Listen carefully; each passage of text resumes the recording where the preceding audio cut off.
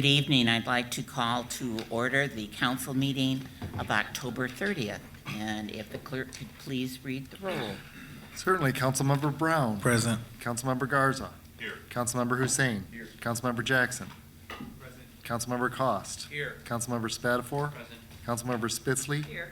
Councilmember Wood. Here. There are 8 members present at quorum. At this time, we have the meditation and pledge of allegiance, and we'll first go to Vice President Garza. Thank you, Council President. So it is with heavy hearts that we announce the passing of retired Captain Brenda Brassington. Brenda retired from the Lansing Fire Department in December of 2018. Having achieved the rank of captain at Station 9 on the A shift, she was known for her kind and compassionate character and dedication to the Lansing Fire Department. Brenda previously overcame cancer earlier in her career and again was in the midst of a courageous battle against cancer that had returned and metastasized. We would like to extend our sincerest condolences to Brenda's family and friends and all those impacted by her loss. Rest peacefully, Captain Brassington. You will not be forgotten. Thank you. Is there anyone else that we'd like to remember at this time? Anyone else? All right, thank you. If we could all rise.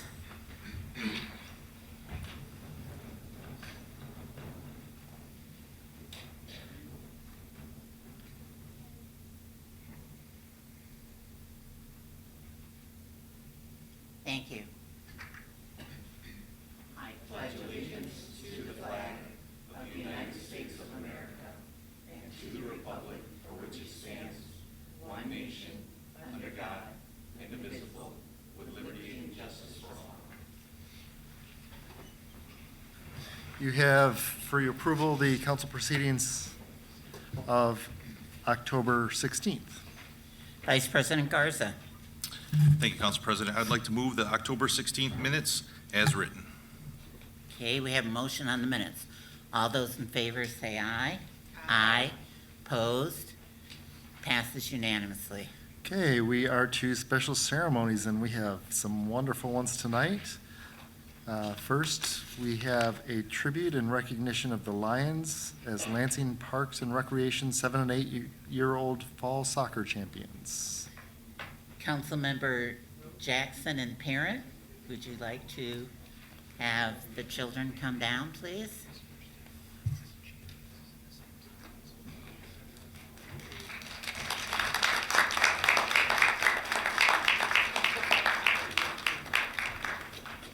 Come on over here, kids. You can fill in behind. I know we're missing a few, including my own. Must be running late. And you come right around here. Yep. It's okay, Ava. And you can face the crowd. Perfect. I see the parents are coming in. It is my honor to introduce the champion Lions team for the Parks and Rec Youth Soccer 7- and 8-year-olds. And we will be honoring them with a tribute today. It's fairly short, so I'll read that, and then Coach will be able to say a few things. Whereas the Lions are a youth soccer team that competed in the Lansing Parks and Recreation 7- and 8-year-old soccer league that consisted of an 8-game 2023 fall season. And whereas Coach John and the players practice weekly on their skills and strategies to build a strong, quality team, Adeline, Ava, Brielle, Christian, Connor, Darrell, Ashen, Harper, Jeremiah, Josiah, Lauren, Anawa, Skylar, Xavier, battled through adversity and always played by the rules and with great sportsmanship. And whereas the Lions face very tough competition from the Avengers, Post Oak, Eagles Red, and Eagles Black, on a rainy Saturday morning, the Lions overcame a 0-2 halftime deficit to beat the Eagles Black in a great comeback victory. Whereas the Lions finished the season with an outstanding undefeated record and were the 2023 Fall Soccer Champions.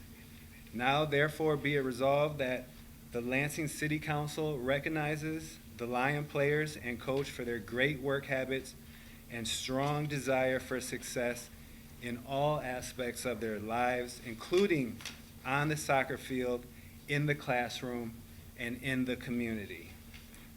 I would move the resolution. We have a motion on the resolution. All those in favor say aye. Aye. Opposed? Passes unanimously. Thank you. You want to say anything, Lieutenant? Yeah, I'll say something real quick. Just want to say thank you to Councilman Jackson for putting this together, and just for council altogether for honoring and recognizing these awesome young kids and all their hard work. They definitely did an awesome job this season. Super proud of them, and it's just an honor to be here. And thank you for recognizing them. And I just really implore the city council to just keep funding sufficient for Parks and Rec, because without it, these kids don't have this opportunity. And so just thank you so much for keeping that going. Please keep it going, because, you know, as you guys know, these kids are future residents, future leaders of this city. So just really hope you keep the funding going and keep, you know, stuff like this available for them, so so they can participate in these things. So thank you very much. Really appreciate it. Thank you. Thank you. And go Lions. You can give them all your reasons. Okay. I'll take one for free off, I guess. Yes, sir. All right. Thank you. You can go back now. All right, congratulations. Congratulations. You go back now. All right. You go back. All right, Josiah, a little messy. Christian. All right. Congratulations. All right. Our next tribute is in recognition of Murdoch Jemerson for his induction into the Michigan Recreation and Parks, M-Parks Hall of Fame. Councilmember Spitzley. Thank you, Madam President. I think he knows how to get to the I don't know. to the well. I think he's It's been on the a hot while, seat. but I think he knows how to get Yeah, here. I think he's been on the hot seat once or twice, so I think he knows how to get here. Sir?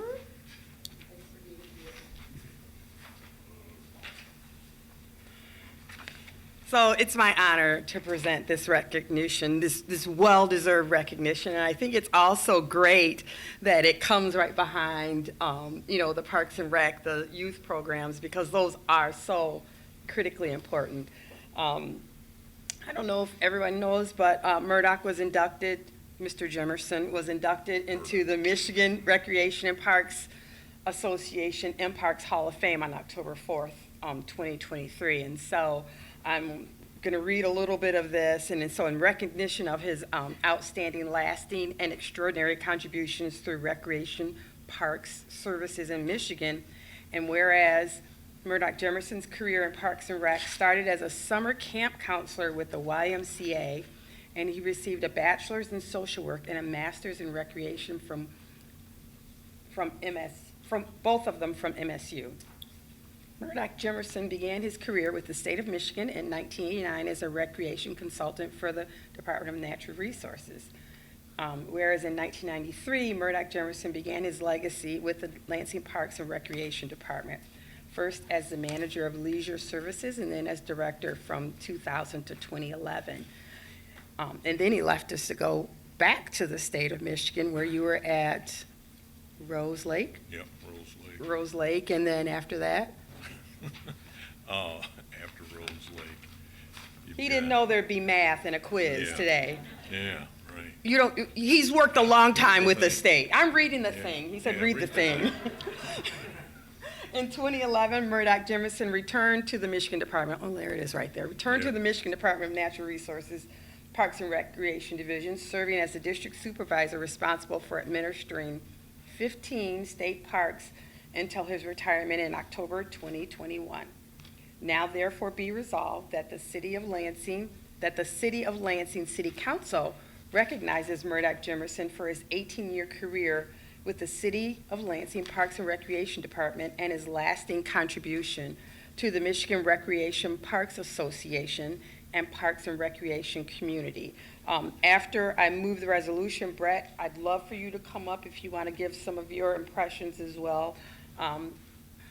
With that, I would move the resolution, Madam President. All right, we have a motion on the resolution. All those in favor, or do we want to have a question and answer period? for- oh, Does he want to go sit over there and talk about the budget? Yeah. No. Oh, And show your slideshow? All those in favor say aye. Aye. Opposed, passes unanimously. Well, yes, Murdoch was my boss from 1993 to 2011 and was really impactful here in many ways with the skate park, what you see at Wentworth Park, what you had with the traveling sites exhibit for the National Park Service that came through. And Murdoch was just really what we love in terms of recreation and parks and being for all people of all abilities, no matter what their place in society is. And not only that, he was a great leader for me. I tried to hand over my keys and my phone tonight to welcome him back, like, here you are. But he did not take them, but he did. He gave a big no. But no, you are a Hall of Famer, and I'm happy to have learned so much under you. And yeah, you truly deserve it, not only for what you've done here in Lansing, but what you've done in the state of Michigan as well. And you are a leader that brought up other leaders, and I truly appreciate that. Murdoch, would you like to say a few words?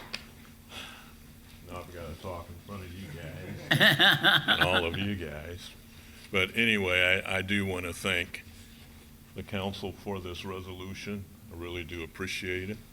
But I first want to thank the city of Lansing, the people of the city of Lansing for supporting Parks and Recreation.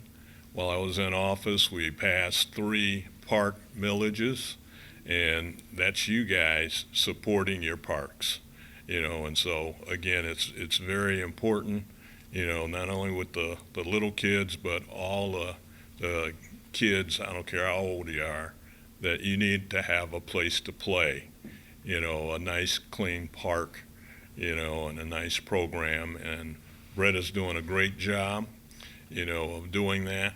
And so I definitely appreciate him.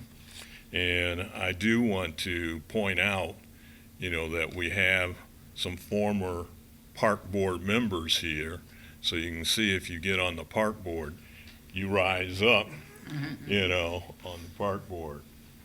Adam Hussein, former park board member, Pat, former park board member, and the Honorable Cynthia Ward. Stand up so people can see you. No? Okay. That's okay. The judge wants to sit, the judge can sit. Yeah. But anyway, no, I truly appreciate it. And you guys, you're living in the great state of Michigan. And we have, I was with, administered 15 state parks, but all 103 state parks are fantastic. You guys get out and enjoy your Michigan state parks also. So that's all I need to say. well, we also want to recognize Mrs. Jemerson, Valerie Oh. Jemerson, in the audience. So Valerie, please stand up and be Yep, recognized that's as well. Okay. Thank you. Thank you. Unless you want to stay. No. Thank you. All right, next we have the 2023 Citizens Academy graduates. And that is Vice President Garza, and if they could all come forward, please, into the well. Last time they were here, they were occupying our seats, so.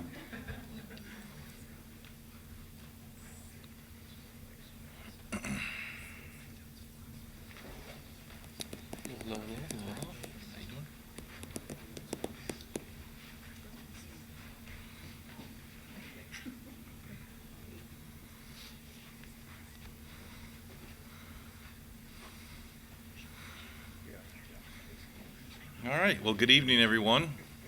I appreciate your dedication to the city of Lansing. Thank you, guys. Hopefully you learn quite a bit about city government and how it works, and that you're able to distribute that information back to your family, your friends, and neighbors.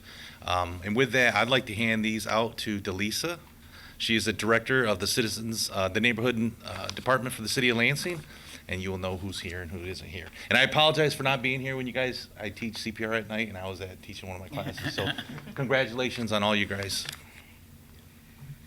So just a little bit of background, I'll be real quick. This is our 6th cohort of graduates from the Citizens Academy program, and I am so incredibly thankful that you guys chose to spend your Tuesday evenings with us, and it's not an easy task, right? It's 2.5 hours every Tuesday evening, and I think everyone standing up here pretty much made every single session, and they learned everything from where our drinking water comes from, where our wastewater goes.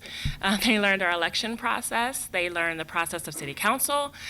They talked to our finance department about the process of the budget, and they were not scared to ask some really hard-hitting questions. And so I'm incredibly proud of this cohort of Academy participants. I'm just going to say your names, and then I'm just going to give you your certificates out there, because I know maybe your parents and stuff are here to take pictures. And so I just want to say thank you to Michael Allensworth, Benita Alvarez, Adrian Anderson, Paul Anderson, James Brains, Danielle Fowler, Paige Felice, Brandy Hanna, Randy Martin, Christina Schmigel, and Kate Sonka. So thank you so much for spending your Tuesday evenings with us. I look forward to seeing what you do moving forward with everything that you learned from our Citizens Academy. Maybe that's joining a boards and commission. Maybe that's even running for office, as one of our former alumni, Dr. Jeff Brown, did for city council. So, so I look forward to everything you accomplish here in the city of Lansing, and thank you so much.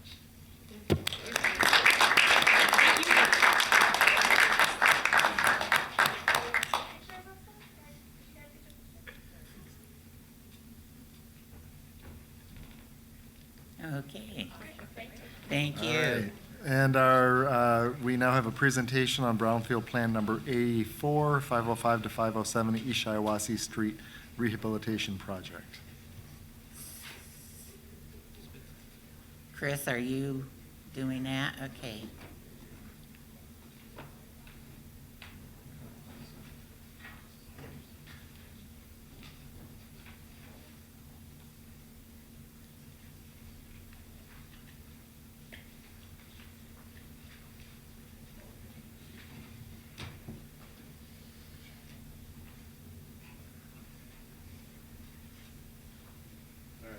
Yep, you're fine.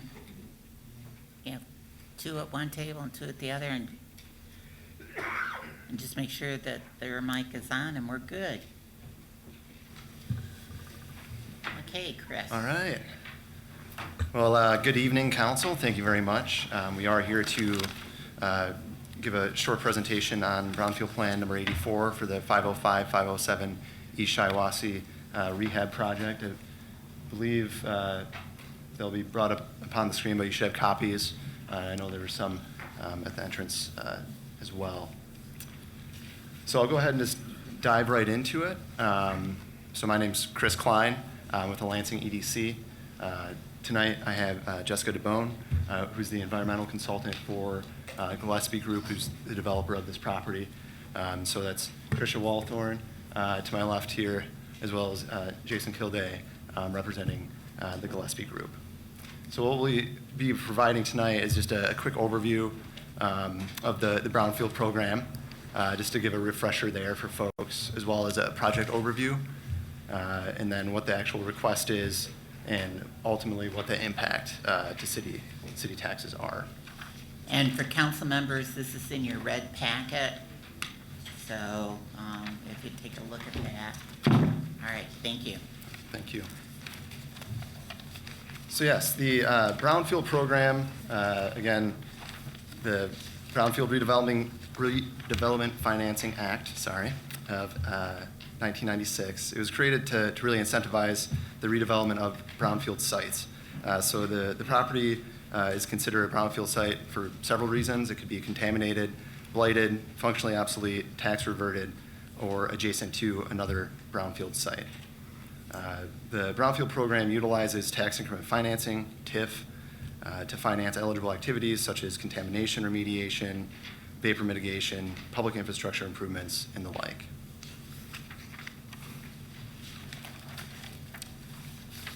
And so there's a graphic here just to show, I think many of you have seen this, but it just helps kind of graphically show what a TIF does. So it utilizes the value of new taxes generated from investment on a property, not existing taxes, to assist in redevelopment. So in general, it captures a portion of the new taxes paid on the improved property to reimburse the developer for approved activities. So the current taxes on pre-approved value, or the baseline property value that's shown on the graphic, they continue to go directly to taxing units to keep them whole. And then the difference between the current taxes and post-redevelopment taxes is the tax increment that you see in there. And those new taxes are represented as that captured appraised value on the graphic. And so these taxes, or a portion of them, are used to reimburse the developer for specific activities. And once it's complete, all those taxes will go back to the respective taxing units. And this will all be demonstrated again with the later slide showing the taxing impact of this brownfield plan. So some of the benefits: encourages redevelopment of blighted and obsolete commercial properties into vibrant commercial, residential, and mixed-use properties. Over the long run, it will increase taxes, tax revenue for the city, and also increases adjacent property values. It could attract additional folks to the city of Lansing, reduces the threats to public health through environmental contamination and remediating that issue, and then also by creating jobs. So with that, we'll get into the actual project.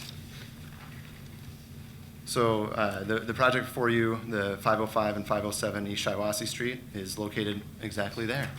So we've made it easy, right in the title of the name there. So that's formerly the Corner Bar, folks might recall. Just a second. Yep, sorry. Kristen, we have a hand up over here. I thought you were done. Oh, sorry. Have you gotten to the vapor intrusion part?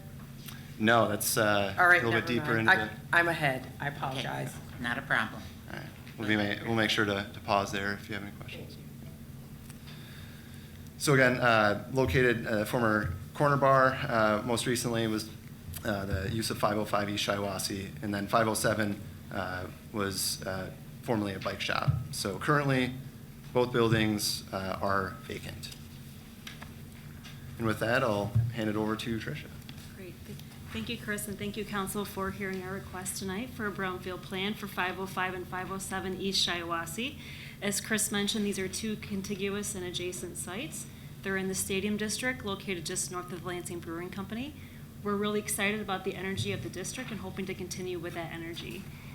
Starting with 505, the property, as Chris has already mentioned, was a commercial building with some residential units above it, and also surrounded by other residential homes and a factory. In your next slide, it shows how the building currently looks today. It used to be it was most recently the Corner Bar, which closed about 10 years ago. Moving over into 507 East Shiawassee, which is the building right next door. This property is about 70 years old. I forgot to mention 505 is a nearly 100-year-old building, which I think is a great fact to know. 507 is nearly 70 years old and was most recently a bike shop, and that closed a few years ago as well. With that, I'm going to turn it over to Jason Kilday, who's going to talk more about the tenants who are interested in locating their business in our properties. Thanks, Tricia.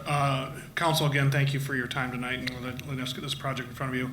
We have two pretty dynamic tenants that are committed to the project. The first is Sparrow Bloom, which is a floral shop. Two young ladies have opened that. They're in temporary space just south of this subject property at 316 North Cedar. They plan to move over here, assuming this project gets approved and can move forward. Again, woman-owned business, new to the downtown area. and looking to grow and expand their business. They will have, a bouquet bar. They'll have special order bouquets.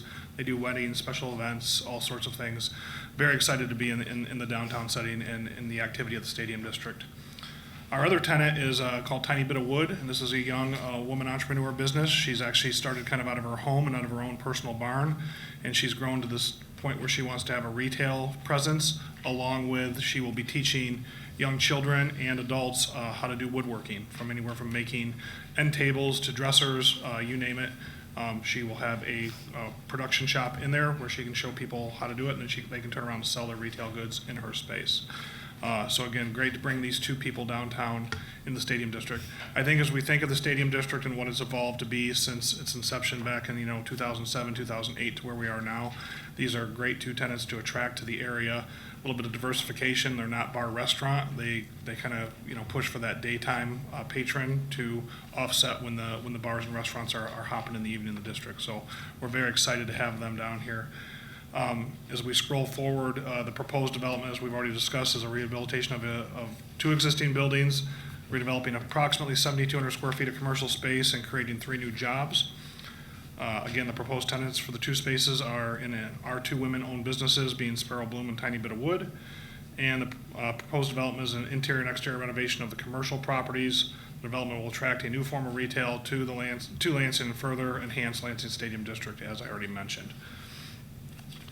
And this gives you a look of kind of what the buildings will look like post development if our project's approved. With that, I'm going to turn over to Jessica, back over to Chris to discuss how these properties are brownfield eligible. Appreciate it. So both of these properties qualify as brownfield under the statute, and that's because the 507 East Shiawassee has been determined as a facility related to soil contamination and conditions of vapor encroachment. 505 East Shiawassee is considered eligible because it is adjacent and contiguous to a facility. So I don't know, Councilmember, specifically what your question entailed. I just was wondering, what was the source of the vapors coming up? Yeah. I can take that one. It was in relation to the parts washing that occurred on the property from the previous operations. They had parts washing there dating back to the late 70s. So there were some volatile organic compounds identified based on that. Vice President Garza. Thank you, Council President. I guess this goes along the same line of questioning that Councilwoman Spitzley said. Now, regarding the vapor barrier you put down, who's responsible of making sure that, let's say, for instance, some of the electrical conduits or the plumbing stub-ups don't make the walls and they have to bust the concrete out? Who's responsible for making sure that that vapor is secure? So for this particular building, it wouldn't be simply a barrier. There would be a subslab depressurization system, which actually is going to pull the vapors up and out of the building so that they cannot look for a pathway to go into the building. So that system is maintained by the owner. There are operation and maintenance manuals that go with that after installation. We will go out and do testing typically on an annual basis if requested, if anything may look wrong, but the owner is responsible for taking care of that. All right, and then, so getting into the request for this brownfield plan, so the owner has requested a local only, local capture, and there are work plan exempt activities, pre-approved activities, and these will occur for a period of 19 years, is the estimated duration of this plan. The total capture taxes as a result of this brownfield plan is approximately $234,000. An estimated $93,000 of the proposed capture will be City of Lansing taxes, and the remaining estimated $141,000 would be from the other local taxing jurisdictions, as well as a portion of those exempt activities. The owner has also requested an accelerated reimbursement loan for $150,000 for those eligible activity costs, and that is issued by the Brownfield Authority to accelerate, just in the name, accelerate the reimbursement of those through the local Brownfield revolving fund. And with that, I will turn it over to Jessica. So in terms of the eligible activities that are being requested, it includes public infrastructure improvements, so enhancing the sidewalks and making repairs along that area of the roadway. Vapor mitigation, as we've discussed, so we'll do some additional testing to ensure that everybody is safe, and then also ensure whether or not this existing system or if a future system needs to be added. So there is an existing system in 507, we'll be testing to verify within 505. Demolition activities, removal of existing portions of the property, so selective demo within the buildings. And then the environmental consulting associated with it, the due diligence, phase 1, phase 2, environmental assessments, and hazardous materials surveys.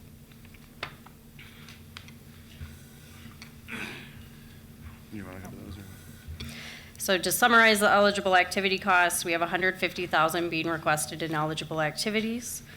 There's 3% interest that's captured going back to the revolving loan fund. There will be a 10% pass-through to taxing jurisdictions that will not go to the developer, totaling $24,000 over the length of the plan. The BRA will have their admin fee and revolving fund capture as well at 10%, totaling that $24,000. And then the state brownfield fund will receive $1,000 for their contribution in reimbursement of activities.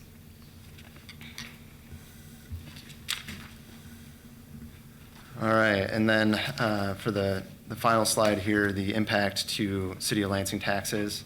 So this shows kind of a truncated schedule, the beginning and then the end combined for that. But this is really what the City of Lansing would be collecting.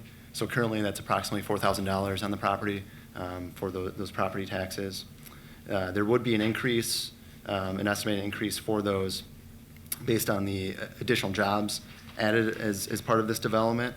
And then that, as Jessica described, that pass-through that is a component of nearly every plan that we've done that will share in some of that increase in taxes and allow that to continue to pass through and benefit both the city and then all the other impacted taxing units. So upon the expiration of the reimbursement in year 20, it would be around $15,500 that we'd anticipate. And that's not including if there's any further redevelopment or additional jobs added, additional commercial users. So rather conservative there. And that concludes our slides. Are there any questions? Councilmember Cost. So, I'm not sure who can answer this. I know these are both properties for lease right now, so they're move-in ready. So I guess what is the necessity to have a brownfield development on these sites if they're? The properties are actually not move-in ready. They are for lease. We do have them actively for lease, but 505 could not be occupied by a tenant right now of any shape or form. 507 marginal, but it doesn't have an ADA compliant restroom. It doesn't have a functional HVAC system. So again, there'd have to be investment there just to put a tenant in the building. We always actively, have our properties for lease, but when a tenant comes along, we determine what needs to be done to get them in the building.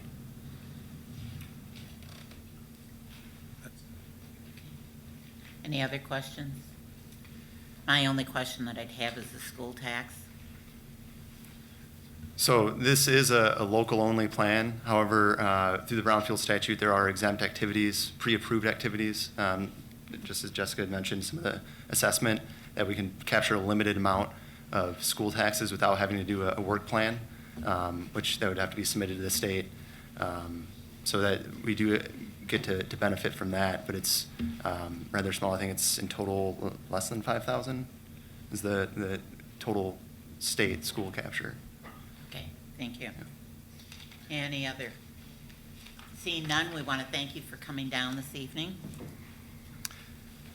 Thank you very much. And if you'd like to stay and listen for any questions, you can do so during the public hearing process. Thank you. Thank you. All right, we are to comments by council members on the city clerk. Council member comments. Council member Jackson. Thank you. I just want to thank everyone who came out to our last constituent contact meeting.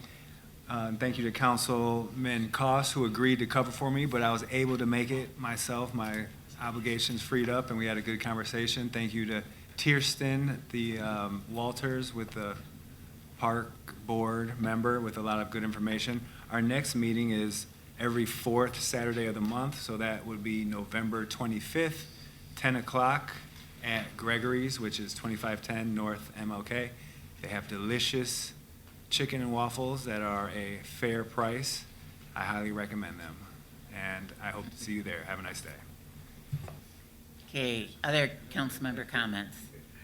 Councilmember Hussein. Yeah, so I'd like to first announce our next constituent contact meeting in Southwest Lansing that will take place on November 11th from 10 to 12 noon at the Elfrida Schmidt Southside Community Center. That's at 5825 Wise Road. I am actually going to be out of town at a conference, and so Ms. Carol Wood has agreed to cover in my absence. We do have Mr. Ben Schaldner who will attend to discuss a number of issues with regard to Lansing schools, specifically some things that are pertinent to South Lansing schools.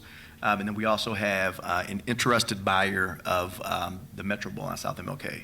That will be there as well to talk about ideas, and I think more than anything, he's wanting to know what South Lansing residents would like to see at that particular location. So again, November 11th, 10 to 12 noon at the Elfrida Schmidt Southside Community Center. Second, the Lansing Eaton Neighborhood Organization will be meeting this Thursday at 2 p.m. I'm sorry, not at 2 p.m. This Thursday at 6 p.m. That will take place at 4000 Wood Creek Lane. This is the Wood Creek School. I think right now it's actually being referred to as the Mount Hope STEAM Academy, but it is the old Wood Creek School at 4000 Wood Creek Lane. And this is pretty much any neighbor, any resident that lives west of Waverly within the city limits. So you are part of the Lansing Eaton Neighborhood Organization, and they'd love to see you there. And then lastly, we do have a date change for our next Southwest Action Group meeting. We typically meet on the first Tuesday of every month at 6 p.m. at the Southside Community Coalition. That's at 2101 West Holmes. But due to the election and a number of folks that are part of the board being out of town and things of that nature, that has been moved to the following Tuesday, so that will be November 14th, 6 p.m. at 2101 West Holmes, also known as Southside Community Coalition. Thank you. Thank you. Councilmember Cost. Yeah. So November 4th from 10 to noon, we will be having the First Ward constituent contact meeting. It'll be at the Board of Water and Light Rio Depot train station. I look forward to anyone that's wants to come out, have a good conversation. ENO will also have a meeting Wednesday, the 1st of November, 7 p.m. at the, and if those of you that don't know, it's East Side Neighborhood Organization. It'll be 7 p.m. at the Foster Community Center, second floor, room 213.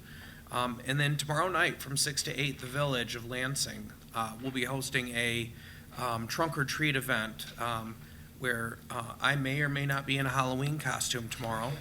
And that's 6 to 8. It's going to be over at the corner of Holmes and MLK, right there by Kroger, in the parking lot out front where the Hollywood Video used to be. So if you're looking to take your kids somewhere, that's a great place. They've got awesome candy and great people.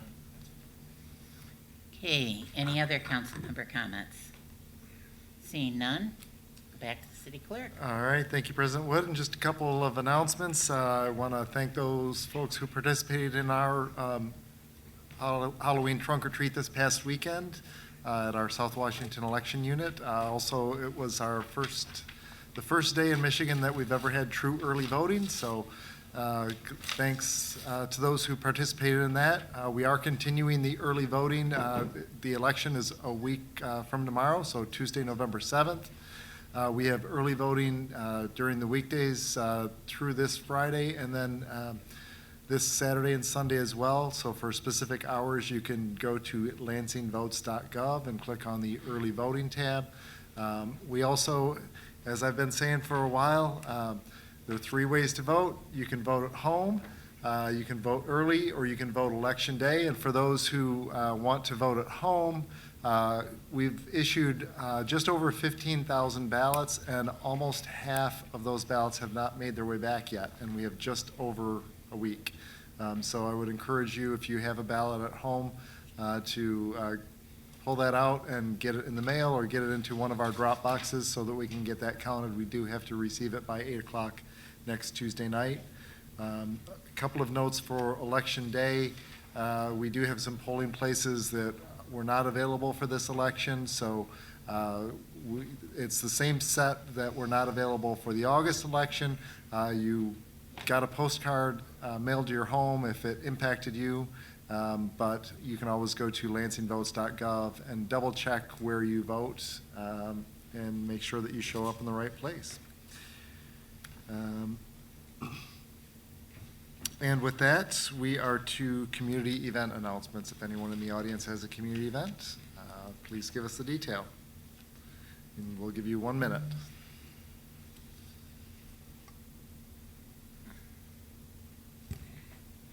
Hello, Erica Lynn from the Village Lansing. We will be holding our 5th annual Trunk or Treat event tomorrow from 6 to 8 p.m. at the Village Lansing in the parking lot. That's at 3525 South MLK Junior Boulevard in South Lansing. We're asking the community to come join the Village Lansing for a night of community, fun, and fellowship. There will be donuts and cider, live music by DJ Busy, and of course, lots of candy. The Lansing Fire Department will also be on site with a fire truck for the kids to enjoy. The Lansing City Clerk's Office will be holding a mock election voting activity for all ages inside. Costumes are highly encouraged, and there's also a best costume contest for the kids with an awesome prize basket.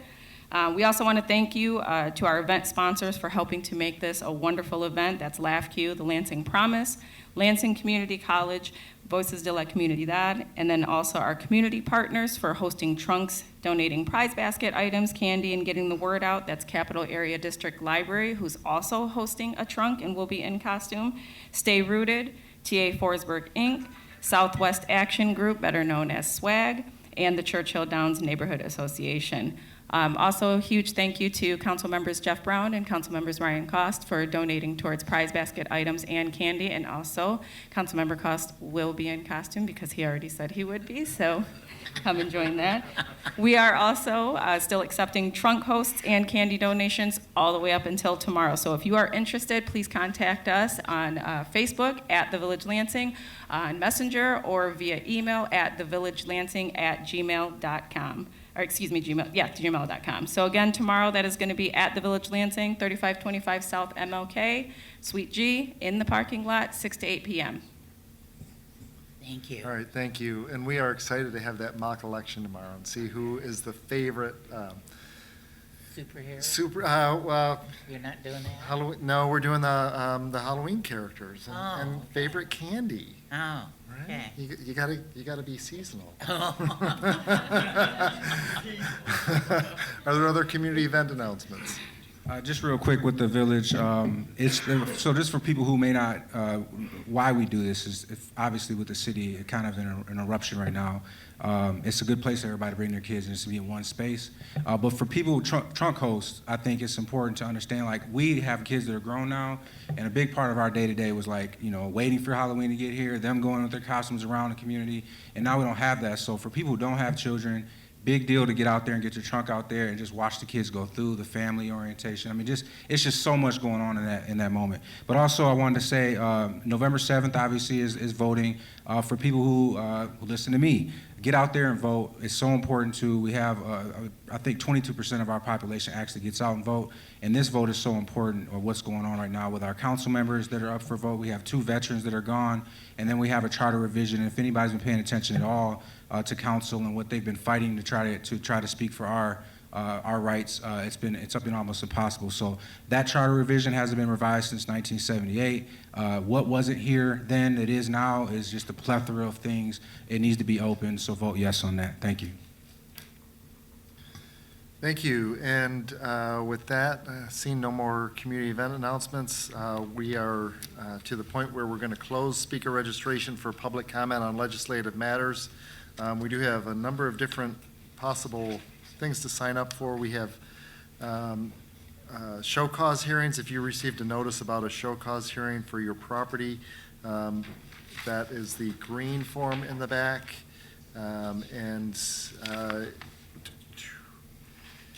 If you want to speak on legislative matters, which includes the public hearings as well as the action items, so that's items 9 through 44 on the agenda. That's the blue form.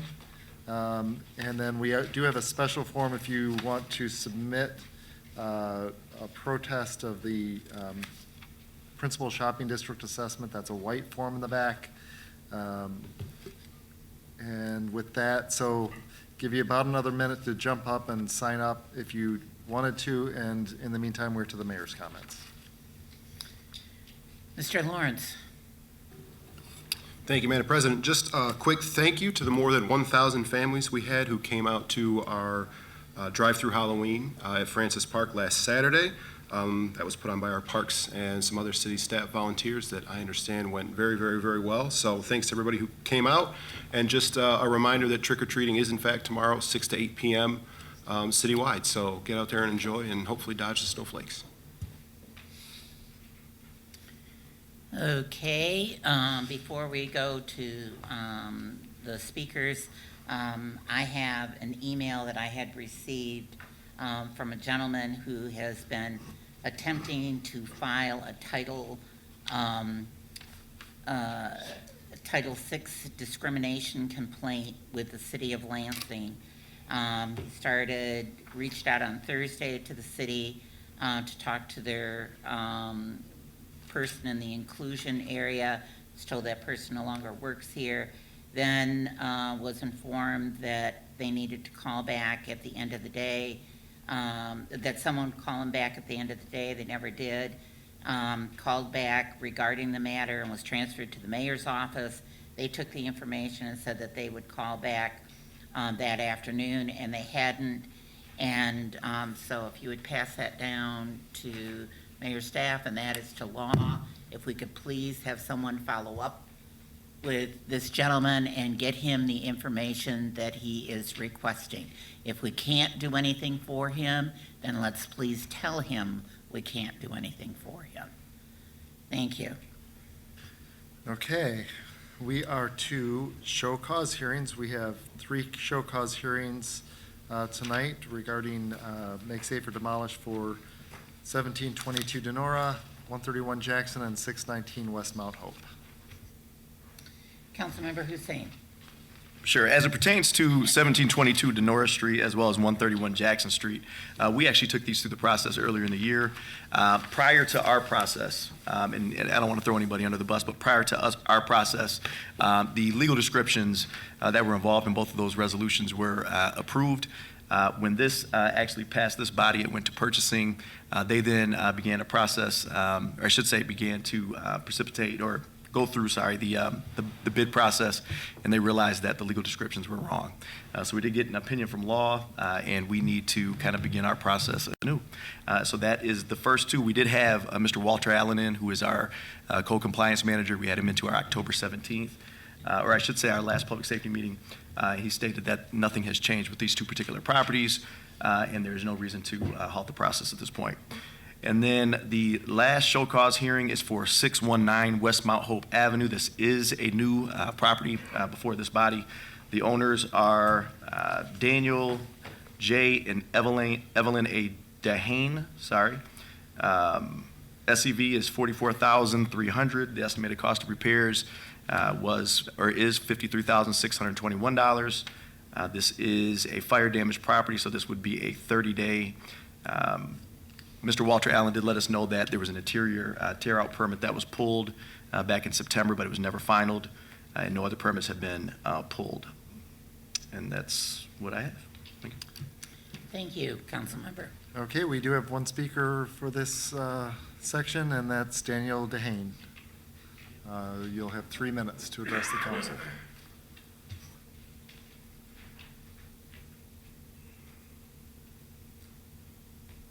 Okay, good evening. My name is Daniel Dehane. I have my investor here with me. He's going to be the new purchaser. He also has his builder's license. He's started the process of renovation on the house, and I can let him speak too as well. You got anything? Can we tell us what property we're talking? Oh, I'm sorry, 619 West Mount Hope. Hello, my name's Robert Twinner. I'm a licensed builder here in the city of Lansing. Yeah, I agree on the process. I do have a buy-sell if you needed a copy of it. I'm in the process of buying it from Danny. We've already started, I've got a dumpster out there. We started demolition this last week. I now informed the city that we will file the appropriate permits once we get it demoed so we know what we're working with, because as of right now, we're not sure what all has to be replaced.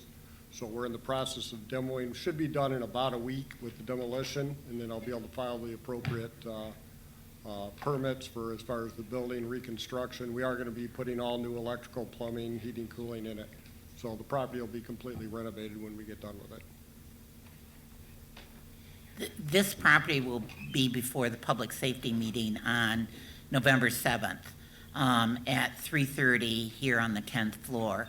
The items that you'll be required to bring with you is showing that all permits have been pulled, that there is financing, that you have financing to be able to complete the items that need to be repaired, and that you have a timeline.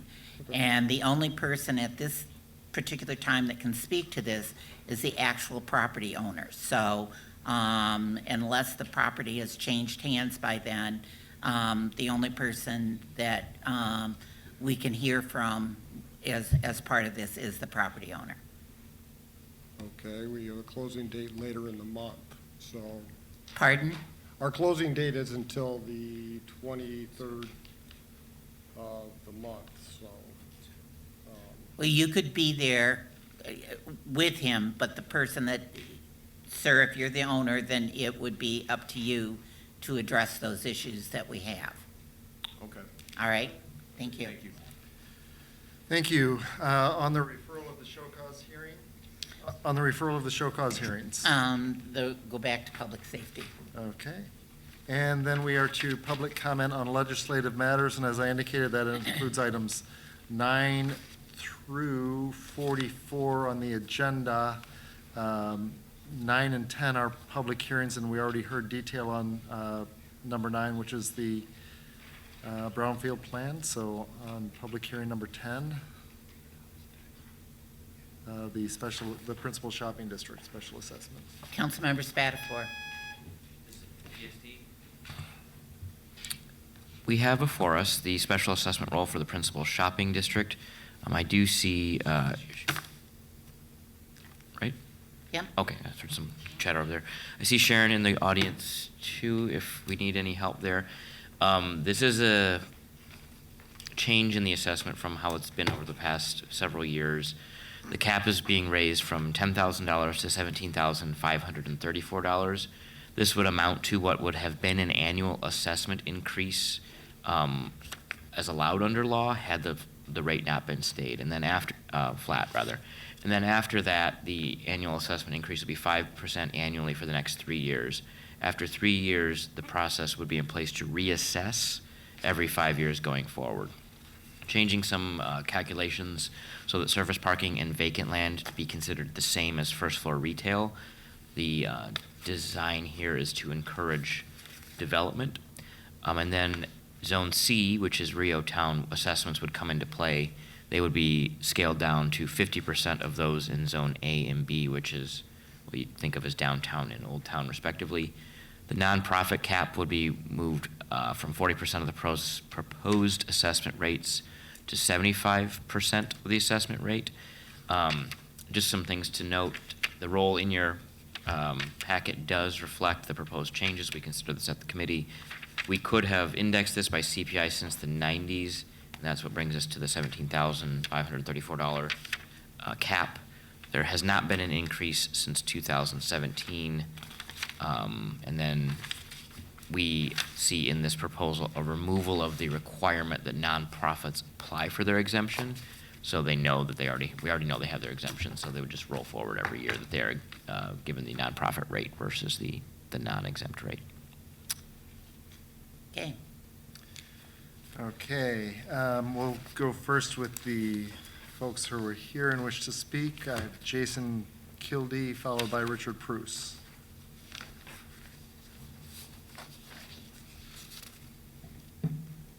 Thank you, council members. Jason Kildee, Director of Development for Gillespie Group. I am speaking tonight regarding the public hearing on the special assessment for the Principal Shopping District 2023 roll.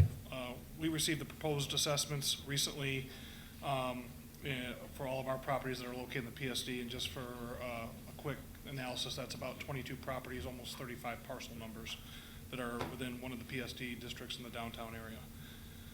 We have not had the time to review, discuss, or even understand why the special assessment increase is occurring outside of what I just heard of from Councilmember Spatafor. In our recent analysis, our company conducted kind of a tax review of municipalities across the state of Michigan, and Lansing, Michigan has one of the highest tax millage rates in the state of Michigan. This has a large impact on our business as well as that of our customers, our commercial tenants, and those that buy property from us. Rental rates for the Lansing market are not in line to absorb the higher taxes, so such is passed through the tenant, which makes it very difficult to not only keep our tenants, but attract new ones in a competitive market, especially when they're looking at comparative places like Delta Township, Meridian Township, and East Lansing. As you heard earlier, I was down here talking about a brownfield plan for a couple new tenants that are coming to the city of Lansing. Without that brownfield plan, we cannot attract them here, because the cost to develop and renovate spaces is far too high right now in this economic climate. So now if we couple that with the high taxes, with an increased PSD, we're going to run in jeopardy of driving our commercial tenants out of business or out of the city of Lansing. Again, given that we just received this information, recently, and haven't had a great time to analyze it and digest it, we are formally objecting to the increase and asking the city council to pause any action on this increase until property owners like us can meet with the Downtown Lansing Inc. and city staff to discuss it in better detail and understand it better. Thank you for your time. Thank you. Thank you. And next we have Richard Preuss, followed by Mike Lynn. Thanks for having me. One, I want to make sure I emphasize that I support the Principal Shopping District. I'm on the OTCA board. I've been there a total of 8 years, and find great value as a retailer that it supports a really valuable cause. I had heard that there would be an increase, and overall a 5% increase sounds reasonable, and certainly we're all living in a time of inflation, so that's understandable. More needs to be done for the downtown. But when I ended up opening my assessments, when I came to Lansing, I bought 2 properties instead of 1. It was by the same owner, and that owner basically, had an extra property across the street from ours that provided enough parking. We have 70 employees. If I were to park my employees in the front parking lot, we wouldn't have our customers. So we have a parking lot that's between Speedway and the blue building, we call it. That's the nicer thing we call it. But it's a blue building that doesn't necessarily bring a lot of value to the immediate community, but my parking lot's immediately in between. And the way the rules have changed, or that it's proposed to be changed, or how I'm being assessed, it's as if that parking lot is by itself, as opposed to contiguous with the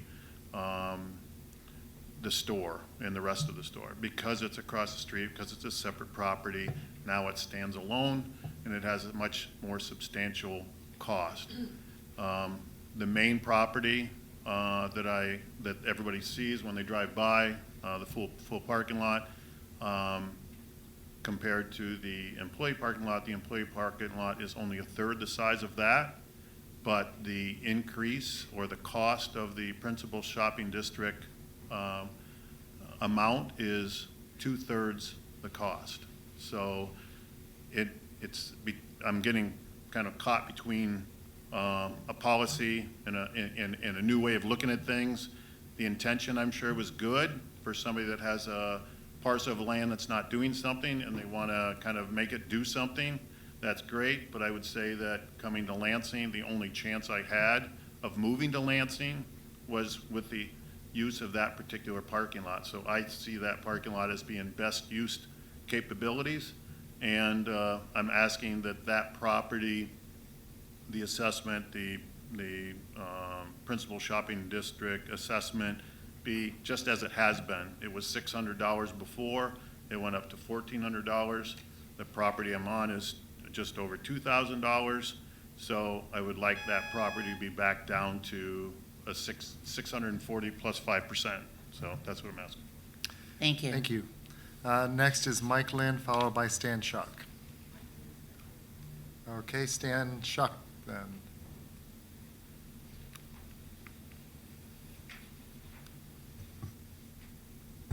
Good evening.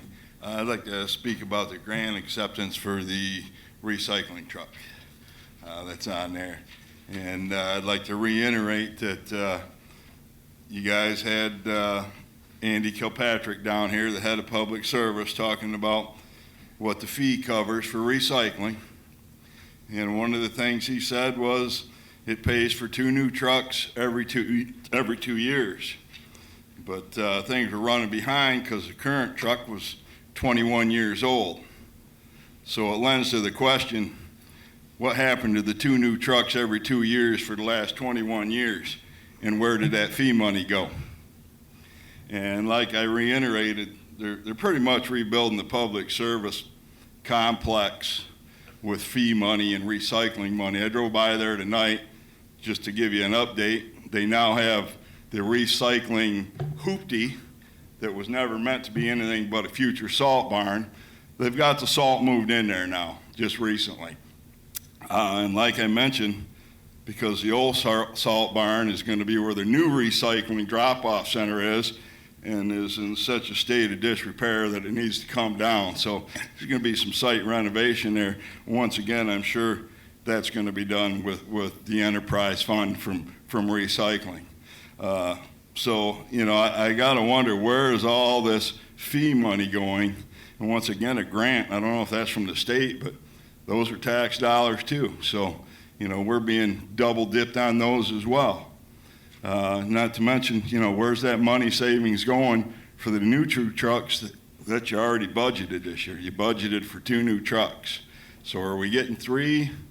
Are they tucking one of them back behind the curtain again and saving that money for a pet project like the salt barn demolition?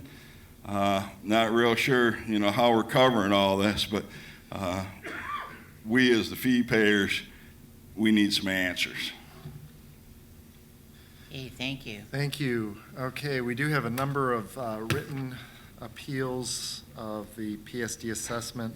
I have a letter from Pat Gillespie, Tom Shields, Priyanka Watwi has actually submitted a couple of separate documents. Nicholas Bostic,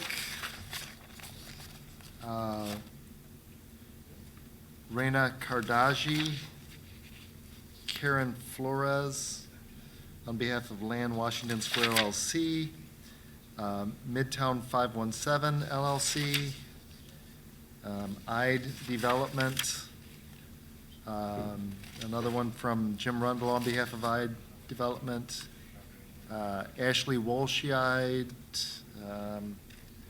from Evergreen Companies, Dan and Amy O'Leary,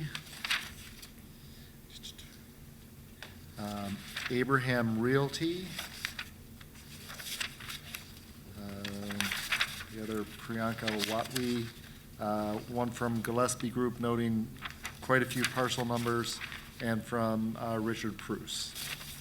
So those will all be made part of the record and provided to the committee. And we are to the referral of the public hearings, number 9, the Brownfield Plan.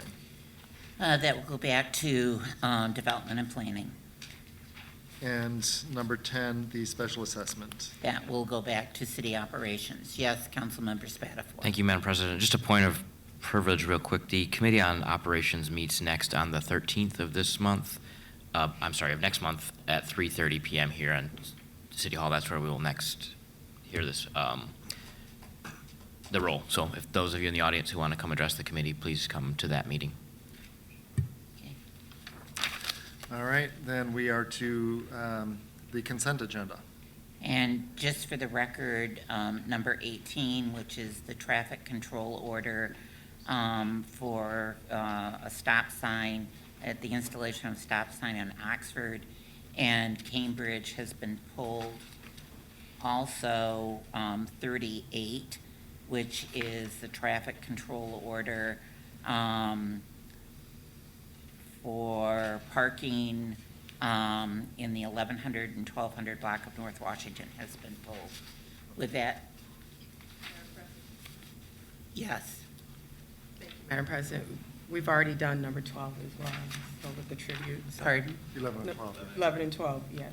Yes, correct. Thank you. Councilmember, I believe there's some objection among the body from item 22 as well, so I would recommend pulling that for. yeah, that's Yep, okay. going to be, that's still going to be voted on, but it's going to be under the resolutions for action. Okay. With that, Vice President Garza. All right, thank you, Council President. So what's remaining on the consent agenda is a city council meeting scheduled for 2024. We have the workers' compensation settlement, WC 206-2876-01339. We have a traffic control order 18-001, that's to install a stop sign at Madison Street and Sycamore Street. Traffic control order number 18-059, that's install a yield sign on Keystone Avenue at Enterprise Drive. Traffic control order number 18-056, installing a yield sign on Grant Street and Hamilton Avenue. We have a traffic control order number 18-046, regulate parking along Hall Street. Traffic control order number 18-044, regulate parking along R.G. Curtis Avenue. Traffic control order number 18-058, regulate traffic along Mount Hope Avenue at Martin Luther King Jr. Boulevard. Traffic control order number 20-07, remove the traffic signal at Cesar E. Chavez Avenue and High Street and install a stop sign on High Street at Cesar E. Chavez Avenue. Traffic control order numbers 18-006 and 18-007. That's traffic signal and pedestrian signal at the intersection of Michigan Avenue and Sparrow Health System driveway. We have traffic control order number 23-16, stop signs at Donald Street at Everettdale Avenue. Traffic control order number 20-02, install a stop sign on Glen Street at the alley. Traffic control number 20-03, 20-04, and 20-05, which regulates parking along West Ionia Street from Sycamore Street to Walnut Street. We have traffic control order number 20-16, install a yield sign on Herbert Street at Wilson Street. Traffic control order number 22-07, that installs a stop sign on Shoebell Avenue and Lindbergh Drive. Traffic control number 22-08, installs a stop sign on Greencroft Road and Strathmore Road. Traffic control number 21-31, regulates parking along Beaver Street between Turner Street and Center Street. Just a few more people. Traffic control order number 23-21, regulate parking along 600 block of South Pine Street. We have a traffic control order number 23-20, installs a stop sign on North Cedar Street at Community Street. Traffic control order number 23-19, installs a stop sign at Pontiac Street and Fayette Street. Traffic control order numbers 19-16, 19-17, 19-18, 19-19, and 19-20 to regulate parking at East Village neighborhood.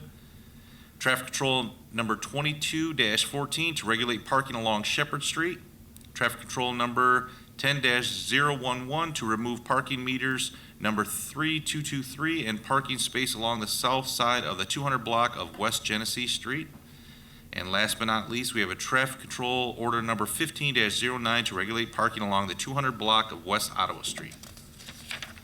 All those in favor of the consent order say aye. Aye. Opposed? Passes unanimously. Okay, that takes us to resolutions for action, and we have item number 22 that was taken off the consent agenda. Councilmember Spatafor. Madam President, I would move TCO number 19015. The item before us removes the traffic signal, codifies actions that have already been taken, removing the traffic signal at Cesar A. Chavez Avenue and Washington Avenue, and installing a stop sign on Washington Avenue for the north-south routes. In the committee, we had a little bit of discussion about this one, that there are some concern from the Old Town residents and business owners about a four-way stop going in instead of just the two-way. explained to us that currently a traffic study is underway to determine whether traffic volumes will warrant a four-way stop or a two-way stop. So passing this will not negate that study. The study goes forward with or without this TCO going into place. What's not clear to me is if we don't pass this, if we have to put a signal back up or not, but that's a conversation we're gonna have to have later in time. But, so for now, for the residents that did reach out to us, we got a lot of emails today. They are currently studying the traffic patterns at Washington and Chavez and hope to have an answer as to whether or not a four-way stop is warranted. All right, thank you. Councilmember Cost? Yeah, I just wanted to go on, I know that they're doing the traffic study right now, go on record opposing the fact that they took this light out in the first place. It is very difficult at that corner to see with two-way stop, and there is a lot of significant traffic, and we've had, as everybody knows, Old Town has been built up significantly in that area the last few years, so that intersection has become very volatile with only two-way stops. Most of the time, I can't see vehicles, so I am going to vote no on this. Councilmember Brown? Did they say how long they would have this, how long it's going to be with the study? You know, we didn't get to that. No, I'm sorry. I can get you that answer, though. Thank you. Okay, any other questions? Councilmember Jackson? Is it accurate that the number in front, like 1819, is the year? Yep. And I'm just noticing we're talking about 19 now. Is there a reason why there's such a delay? When we asked that today in committee, the engineer from Public Service was very honest. He said couldn't give us an exact answer why there were so many. You saw 26 TCOs on there, some a lot older than 19. There was an explanation that possibly during the lasers fiche switchover, some got lost in the process. We've seen this before where they get backed up and then we clear out the queue. We did mention to them that this is not the way we like to do business, and you saw a 27-item agenda today in Committee on Operations. So no, I can't give you an exact reason why this happened, but when we're notified that it was coming our way, our office staff work with their office to try and coordinate the best way to get them through and done. In a lot of cases, these are items that have already been done. You know, signal's gone, for instance, and has been for quite some time. All I can say is we did make it clear that this was not the way we want to do business on these. Councilmember Jackson, this happened a few years back, and one of the complaints that we had at that time was the fact that temporary traffic orders are only supposed to be in place for 60 days. There needs to be action or it extended by a resolution for a temporary while they do additional studies. And when these came in, seeing some of them going back as far as they did, this, it just isn't acceptable to have that at this length of period of time without having them. 99.9% of these are ones that have already been done and completed. There are a few new ones that were included in this that are ones that just recently have been changed. Okay, with that, is there any other comments? Seeing none, all those in favor of, again, we're with the traffic control order for the stop signs on Washington, the two that are there on North Washington and Cesar E. Chavez. All those in favor say aye. Aye. Oppose? No. Okay, 1, 2, 3. Mr. Jackson, what was your vote? Yes. Okay. This passes then. Councilmember Spatafor, since you are going to be having additional discussion about the parking, can you also see if we can get a timeline on when they think that's? Yeah, I just emailed Sherry to ask her to reach out, thank please. you. And she said she'll keep me updated. Okay, we are to item 40, the real estate purchase agreement. Vice President Garza. Thank you, Council President. And like Council President Wood said back in Committee of the Whole, Council approved the sale of parking lot number 50 at the southwest corner of Pure Marquette Drive and Shiawassee Street. At that time of the completion of the sale, it was discovered that the city did not own the property. It was owned by the Lansing Building Authority, and due diligence before bringing this to council for action was not done. And with that, I would move it. All right, we have a motion to repeal and void the resolution of the sale by the city. Are there any other questions, concerns? Seeing none, all those in favor say aye. Aye. Oppose? Passes unanimously. Item 41, setting the hearing on the sale of parking lot number 1. Councilmember Spitzley, my first question before you even move it is, do we know we own it? Well, and I'm almost afraid to say anything because I don't know. So do we? Well, we can set the public hearing. Yeah, right. Find out between then and. Right, so I request that we double check that we own the property. We're setting a public hearing on Act 4-2023, the sale of city property. It's parking lot number 1 at 425 South Grand Avenue. This is the parking, it's a surface lot east of CATA. It's 115 parking spaces. And what we were told in committee that, since COVID, we haven't really it has not been productive. It was appraised recently we purchased it in 2008 for $940,000. And it was previously the Boar's Head Theater. It was recently appraised for $760,000, and that's what the sale price is, $760,000. The purchaser of this is the Bogie Group, LLC, and they are going to be partnering with the Lansing Housing Commission on building some housing and I think some commercial property. I think there were some questions and concerns properly raised by Councilmember Brown about lost revenue. But again, we were told that this has not been a productive site. That this is part of, I think we had asked even earlier this year during budget about looking at the surface lots and, which surface lots are not productive and which we could sell. And this apparently is one of those. And so we would set the public hearing for November 27th, I believe. November 13th, Monday, November 13th. We would set the public hearing for Monday, November 13th. And with that, I will move the resolution setting the public hearing. All right, we have a motion to set the public hearing. Are there any questions? The only thing I would ask is between now and the public hearing, a couple of things I'd like to hear is, one, what was the cost of demoing the Boar's Head? And what was the cost to pave the parking lot? Pave it? Yes. Okay.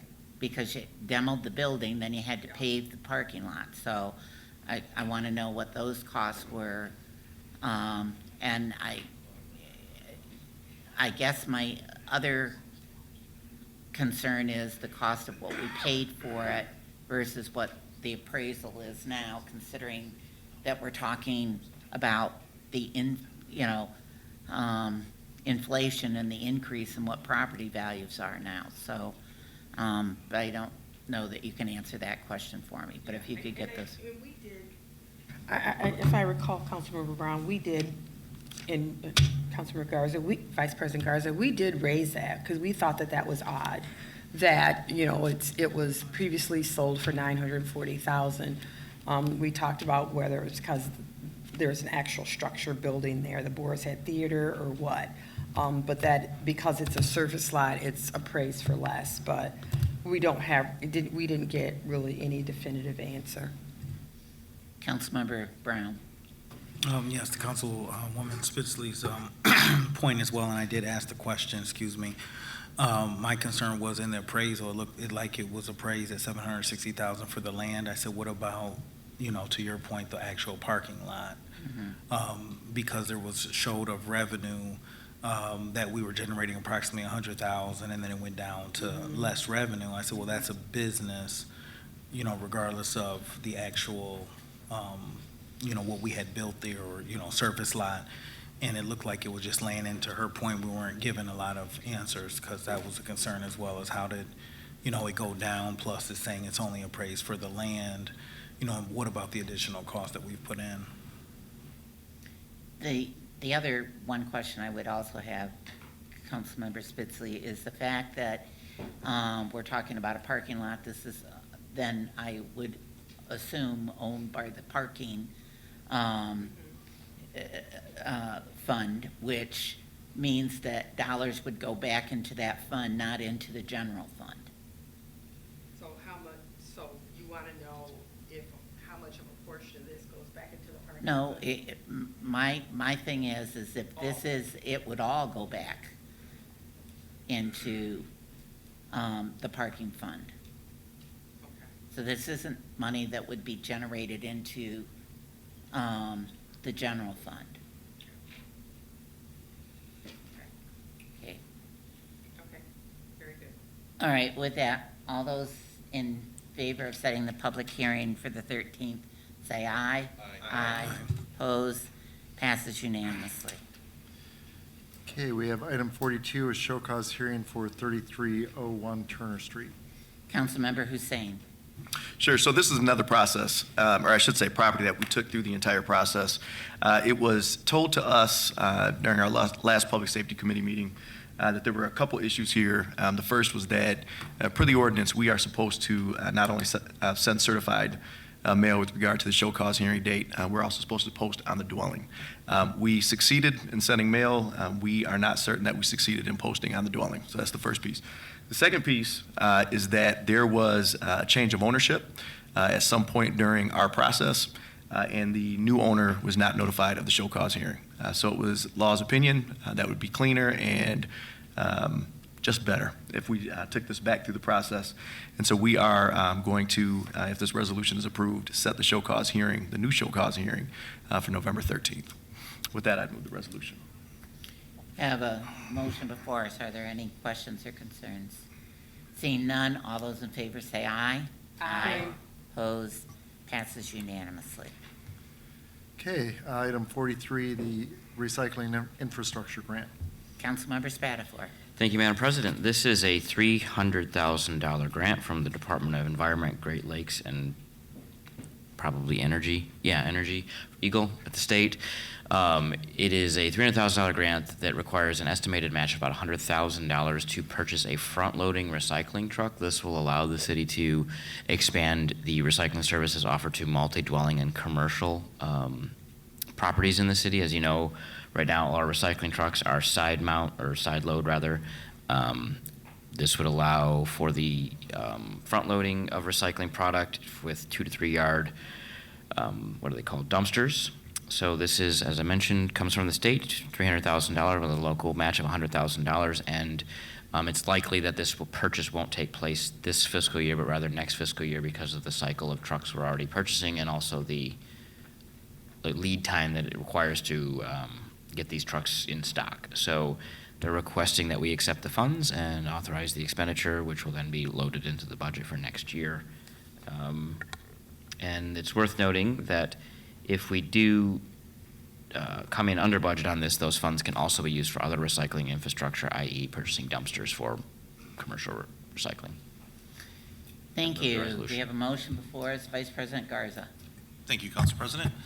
I guess before we take a vote on this, I'm just curious to know, I know Stan Shuck's out there in the audience. He's been saying this quite some time now.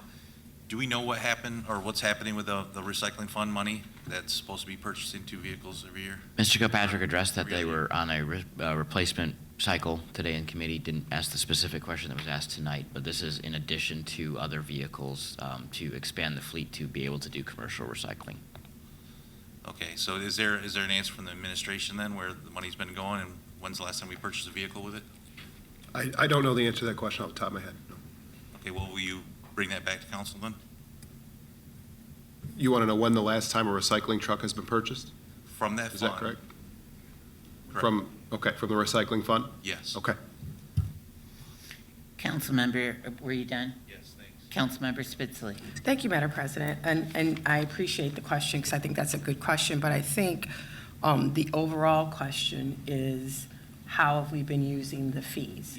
And so if we are in fact supposed to be purchasing 2 vehicles on a regular basis and we have not been doing that, I think that it would be a good idea to have some sort of reporting back to us. I mean, we don't need to have somebody come down here, in the well, because we don't want to be mean to anybody, but it would be nice to have some sort of email back to us of what exactly is happening if we can't have direct testimony with the recycling fees. Thank you, Madam President. So, Councilmember Spitzley, are you requesting that we have Mr. Kilpatrick down, and then if he doesn't want to be here, that he then do at least an email? Is that what your request is? I am nicely requesting that Thank you. Mr. Kilpatrick come. We will. He was, but he did not answer this question, and we're asking a question about it, and I think it's important. I understand he was here, but I think he was here for something totally different. Do you recall what? He did talk about he was down here to talk about the recycling fee, but I think what I'm hearing you say and what I'm hearing different ones on the dais say is they want an outline of the trucks Yes. that have been purchased. That's what I would appreciate. Okay. So, I mean, I think it's important, if the question's been asked numerous times, I think it's important to answer the question once and for all. Okay, thank you. Thank you. All right, we have a motion on the floor right now to accept the grant. And again, this is for a new front loader in addition to the 2 that we understand are supposed to be purchased. Okay, with that, Councilmember Cost. Quickly, before we vote on this, without having solid answers from anyone on this, I don't feel comfortable voting yes. So, until we can get some answers on the recycling fee, I'm going to vote no on this. And that's your prerogative. Just so you know that this is in addition to what we have. We have no front loader recycling trucks right now. And this would allow us to have a front loader. Okay. With that, all those in favor say aye. Aye. Oppose? Okay, the motion passes. Okay, we are to ordinances for introduction. We have the following ordinance of the City of Lansing, Michigan, amending the Code of Ordinances by providing for the rezoning of property located in the City of Lansing, Michigan, for the revision of district maps adopted by Section 1242.02 of the zoning ordinance for property located at Z9-2023 Osband Avenue, parcel 33010128103098, rezoning from IND2 General Industrial to R6A Urban Detached Residential, was introduced by the Committee on Development and Planning, read a first time by its title, and referred to the Committee on Development and Planning. And with that, Councilmember Spitzley. Thank you, Madam President. What we have before us is a rezoning of a vacant parcel, as he said, on 1917 Osband. This rezoning it from IND-2 to General Industrial to R-6A Urban Detached Residential. The purchaser, the owner of the property, would like to build a single-family home on the property. Speaking to Ms. Statuick during the committee, she was you know, she said it's just one of those kind of things where it should not have been zoned this way anyway, and that and so, they supported the rezone, for, a future, residential home. And with that, I would move the resolution to, hold a public hearing on November 27th for the rezone. Okay, we have a motion before us. Are there any questions? Seeing none, all those in favor say aye. Aye. Opposed? Passes unanimous. Okay, we are to speaker registration for public comment on city government-related matters. If you wish to address city council, we'll give you about another minute to sign in the back with Evelyn. And in the meantime, we are to reports of city officers, boards, and commissions. Vice President Garza. Thank you, Council President. I make a motion that all items be considered as being read in full and that the proper referrals be made by the President. All those in favor say aye. Aye. Opposed? Passes unanimously. Okay, we have items from the city clerk, minutes of boards and commissions. Placed on file. And polling place changes for precincts 9, 36, and 38, which will be effective after the November 7th election. Committee of a whole. Grant acceptance, automobile theft prevention authority grant. Ways and Means and Internal Auditor. Grant acceptance, Office of Highway Safety Planning. Ways and Means and Internal Auditor. Grant acceptance, Burn Memorial Justice Access Grant. Ways and Means and Internal Auditor. Grant acceptance, Victims of Care Capillary Response Effort Grant. Ways and Means and Internal Auditor. Grant acceptance, Multi-Agency 2023 Burn Memorial Justice Grant. Ways and Means and Internal Auditor. Grant acceptance, Office of Highway Safety Planning Grant. Ways and Means and Internal Auditor. Sole source purchase, Community Media Department requests Dymaxion Development as the vendor for the owner's representative for Ovation Public Media Center construction project. Committee of a Whole and Internal Auditor. Madam President, Yes. we'll be having discussion on this during the Committee of the Whole. Pardon?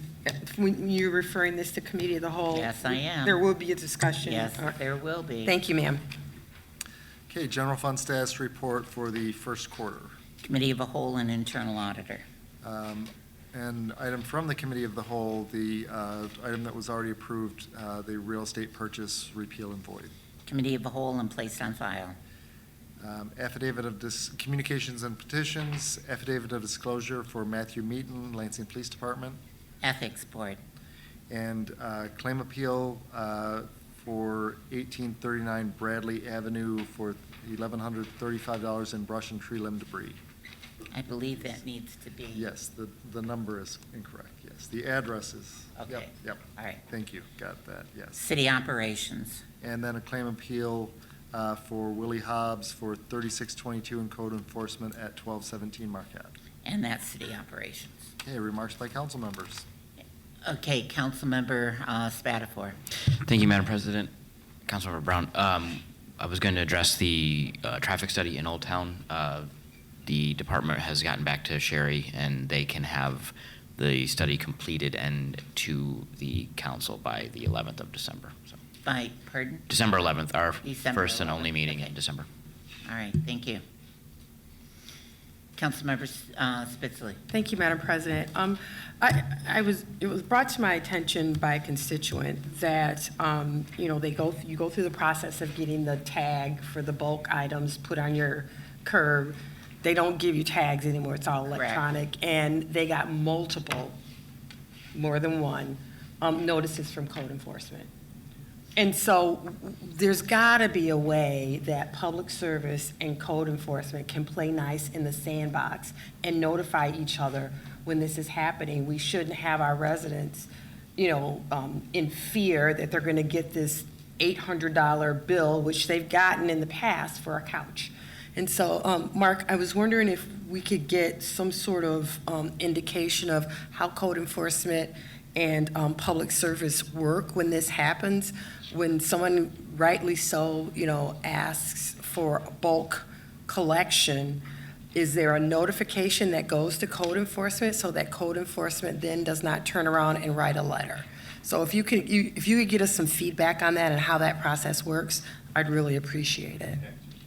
And then my other thing I have is, earlier this year, we had an issue with our waste hauler license. And I'm wondering what's the status of that? Are they licensed or what's going on with them?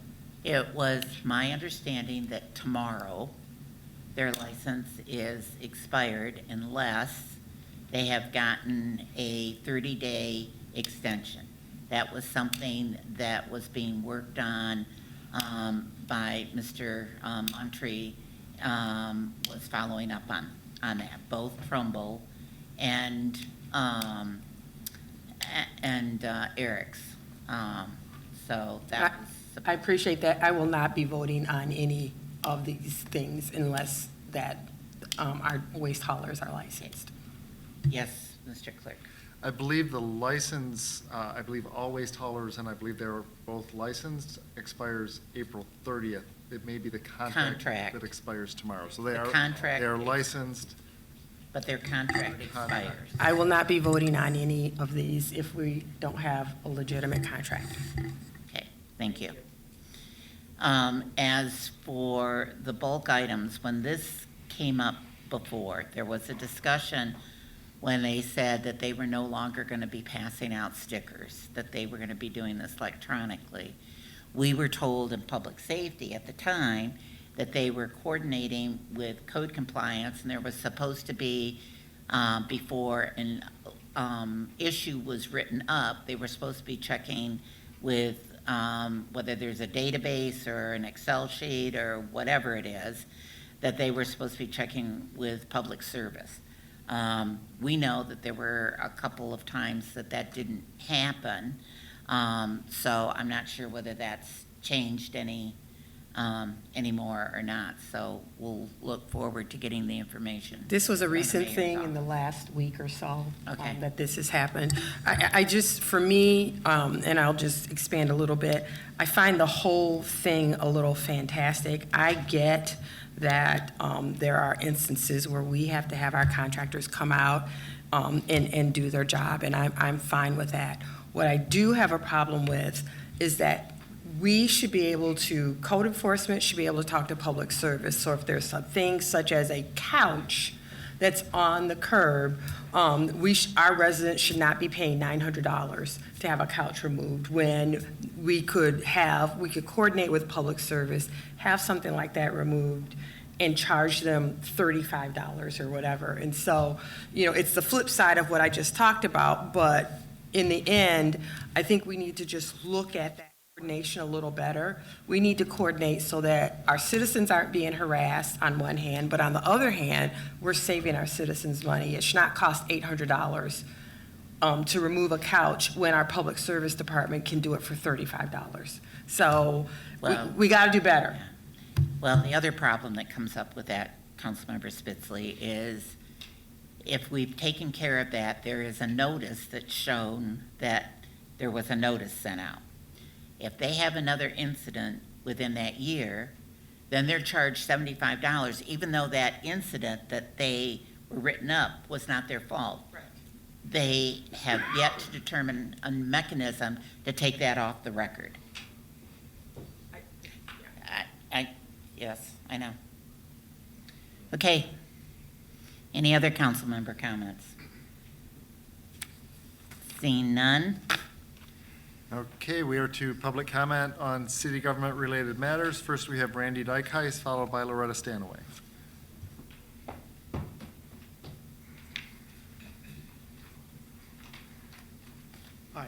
Hi, thanks.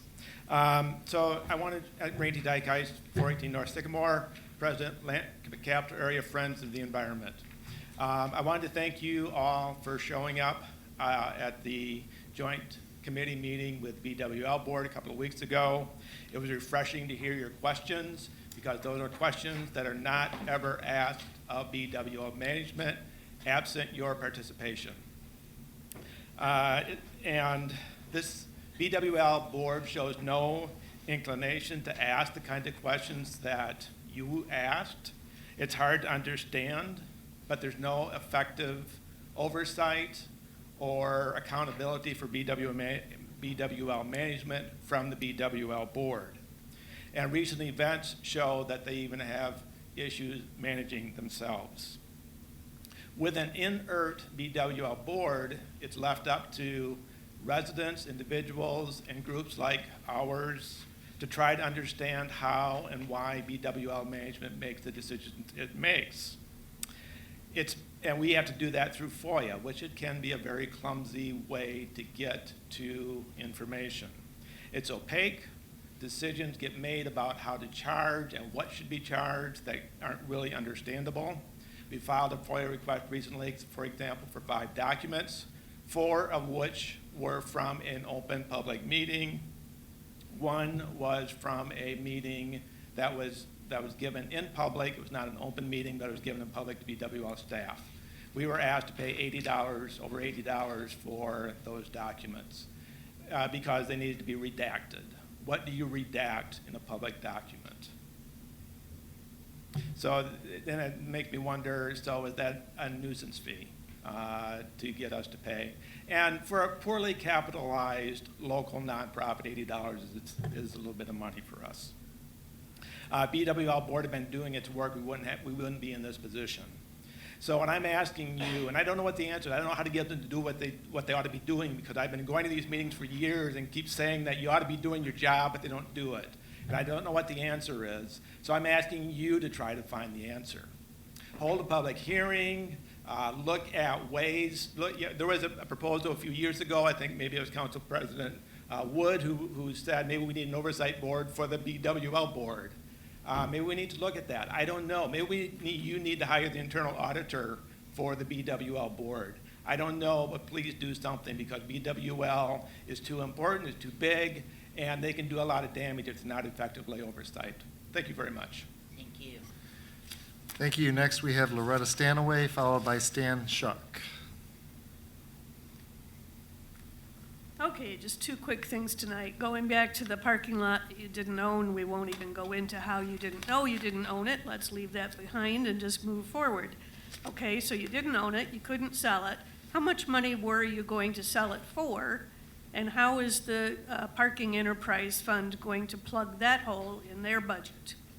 And then secondly, relating to what was just talked about with the Board of Water and Light, all the more argument for opening up the charter, revising the charter, and changing the structure of how the Board of Water and Light is administered and disciplined and ran. Thank you. Thank you. Next, we have Stan Shuck, followed by Kyle Chipman. Good evening, Stan Shuck. I'd like to talk a little bit about that general revision myself. And Jeremy, I don't know if you've ever done the math on the vacancies, but let's say 162 vacancies, let's just round them off to 40 grand apiece. Some are much higher, some are a little lower. That, just in wages, is $6,480,000 a year on the vacant positions. That's just wages. With benefits, benefits generally run between 150 and 200% of the wages. So do the math on that. This is a significant amount of money. And this is the reason we need a general revision. We need somebody to manage our tax dollars like a business, not for political favor and gain. Like the Bogies. Look at the new city hall. What did they pay? Just under $2, selling it to us for $40. Now you got the Boar's Head lot. We paid $900,000. You want to sell it to them for $700,000, roughly. It's amazing. But to get back to the vacancies, the hours of work that's not being done, what does that come to? What's that look like? Well, it's 336,980 hours a year of work that isn't being done, that we're taxed for. Every resident in this city, that's a lot of work. That's a lot of man hours. So, when you hear about these vacancies, you know, I want you to think about the work that's not being done, the city services, the quality of life issues that are not being addressed under the strong mayor system. You know, and the fire stations. I watched that presentation tonight. You know what saves lives? Not buildings. We got a whole bunch of stick-built new renovations in this city. Do we have the fire apparatus? Do we have the ladder trucks, everything we need to even fill these new firehouses up? I mean, these are stick-built developments. If they catch on fire, Lord help the residents. By the time you get joint response in here, they're going to be laying on the ground. You know, we need to think about this. So, you know, vote yes on that general revision. Let's at least have a discussion. And like you said, it's been, you know, over a decade since we've done it. So let's have a discussion, vote yes on it, and let's get aboard and let's look at some alternatives and start spending our money a little more wisely. And the red tagged homes, we used to do that in public service. We did 75 the first week. They got a minimum than contractors, 3-yard minimum. Like you said, public service can do it for a few bucks with a seasonal and a pickup truck and not pay that 3-yard minimum on every single red tag job. Thank you. Next, we have Kyle Chipman, followed by Nate Ford. Good evening, Kyle Chipman again, in front of you, requesting today that I am able to hand out language for Senate Bill 499, which is for the decriminalization of entheogenic plants to the board members, and I implore you to put it forward to vote for next meeting, and if that is possible, I would greatly appreciate it. And then I would also like to bring up the subject of parking tickets. Expired meter ticket being $35. That is the highest I have ever seen in any city. Most cities I live in, first one you can get just expunged. $35 is ridiculous for a parking meter. And then after, 35 days, it's raised another $10. Most places are $10. Like I said, you can get your first one expunged. So that way, you know, and I can see why there is not much business downtown because of that. If you're downtown having dinner and you have an expired meter because you stay a little bit longer, $35 is an exorbitant amount. That's like a meal for 2 people. That's all I have to say. Thank you. Thank you. Thank you. And finally, we have Nate Ford.